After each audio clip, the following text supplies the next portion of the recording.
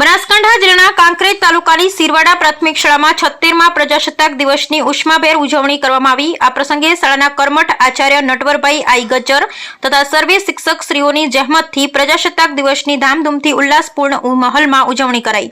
આ પ્રસંગે સિરવાડા ગામના તથા સમસ્ત બ્રહ્મ સમાજ કાંકરેજના પ્રથમ મહિલા પીએસઆઈ શ્રી કુ નીમાબેન એસ જોશીના વરદ હસ્તે ધ્વજવંદન કરી રાષ્ટ્રધ્વજને સલામી આપવામાં આવી, જેમાં શાળાના શિક્ષકો તથા વિદ્યાર્થીઓ દ્વારા ભવ્ય રેલીનું આયોજન કરવામાં આવ્યું। આ રેલીમાં દેશભક્તિના નારા સાથે સમગ્ર ગામનું વાતાવરણ દેશભક્તિમય બની ગયું હતું।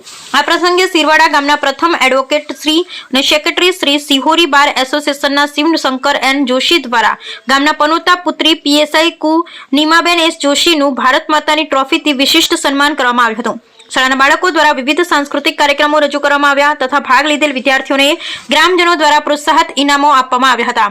આ પ્રસંગે ગામના સર્વે સામાજિક તથા રાજકીય આગેવાન શ્રી, પત્રકારશ્રીઓ તેમજ માતાઓ, બહેનો, યુવા મિત્રો, સર્વે ગ્રામજનો વિશાળ સંખ્યામાં હાજર રહ્યા। આ કાર્યક્રમ ઉલ્લાસપૂર્ણ માહોલમાં શાંતિમય રીતે સંપન્ન થયો। Bureau report Ramjibhai Raygur.